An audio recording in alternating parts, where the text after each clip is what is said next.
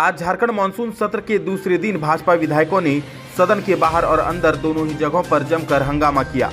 हंगामे के कारण सदन की कार्रवाई को भी रोकना पड़ा और हंगामे के बीच वित्त मंत्री रामेश्वर उरांव ने 3,436 करोड़ 56,32,000 का अनुपूरक बजट भी पेश किया, जिसमें सबसे ज्यादा महिला बाल विकास व सामाजिक सुरक्षा विभाग के लिए 688 करोड़ रुपए, पंचायती राज विभाग के लिए 624 करोड़ रुपए और अनुसूचित जनजाति, अनुसूचित जाति, अल्पसंख्यक पिछड़ा वर्ग कल्याण विभाग के लिए 426 करोड़ रुपए आवंटित किए गए।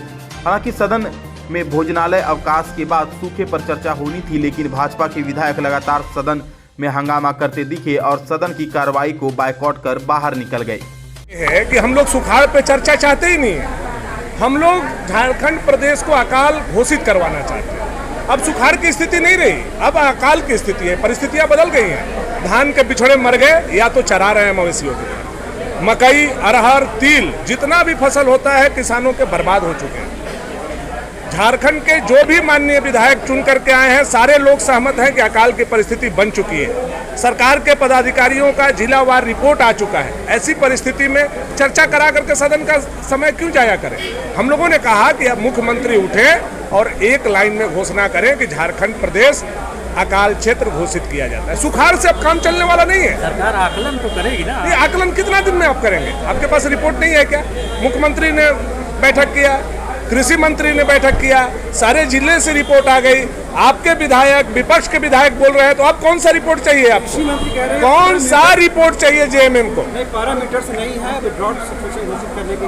कृषि मंत्री कह रहे हैं। कृषि मंत्री जी को गए थे गढ़वा, हमारे ही जिले में गए थे, हमारे ही कंस्टिट्यूएंसी में गए थे और मुंह लटका करके वहां से आए हैं। वहां की जो स्थिति उन्होंने देखी तो मुंह फाड़ करके भागते हुए आए हैं और उन्होंने कहा कि मैं जाने के बाद सरकार के संज्ञान में दूंगा। यहाँ करके उनके सुर बदल जा रहे हैं। ये तो गलत है ना। 3 करोड़ जनता आज परेशान है, त्राहिमाम कर रही है। हम बिल्कुल इस पक्ष में नहीं है कि झारखंड प्रदेश में सुखाड़ की चर्चा हो। चर्चा हो तो अकाल की चर्चा हो और मुख्यमंत्री एक लाइन में घोषणा करें। अकाल की स्थिति है, लिहाजा राज्य सरकार को अकाल घोषित करना चाहिए। देखिए, सुखाड़ अलग होता है, अकाल अलग होता है। और अभी जो है माननीय विधायकों को, जो विपक्ष के हमारे सदस्य हैं, उनके पास कोई मुद्दा नहीं है, क्योंकि 5 बरस फुल फ्लेजर गवर्नमेंट जो झारखंड में चली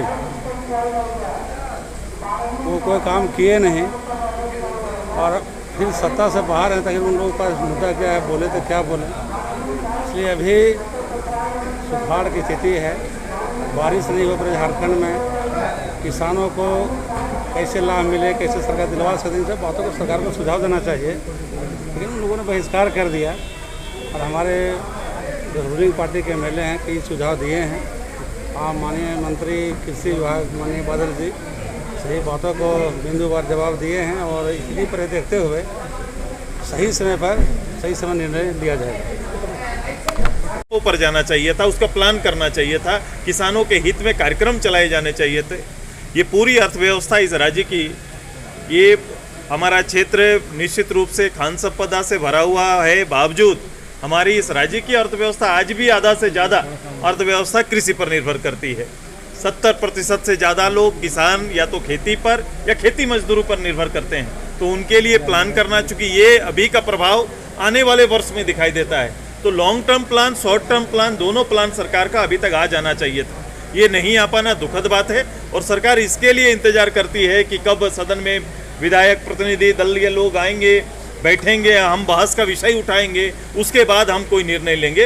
ये दुखद बात है, ये जवाबदेह सरकार का ये किसी तरह से हम नहीं मान सकते कि इस राज्य और किसान के प्रति जवाबदेह सरकार है। वर्तमान में जो स्थिति है, क्या वो सुखाड़ की स्थिति है या उससे ऊपर अब अकाल की स्थिति आ गई है? ये आकलन होता है और आकलन के अनुसार वो चीज़ें बनती है। सुखाड़ वर्तमान में अल्पवृष्टि सुखाड़ का स्थिति लाया, क्योंकि फसल का उत्पादन नहीं होगा और फसल का उत्पादन न होने से 2 लोग प्रभावित होंगे, या तो किसान प्रभावित और मजदूर प्रभावित होंगे। तो ये दोनों का प्रभाव आगे साल पड़ता है।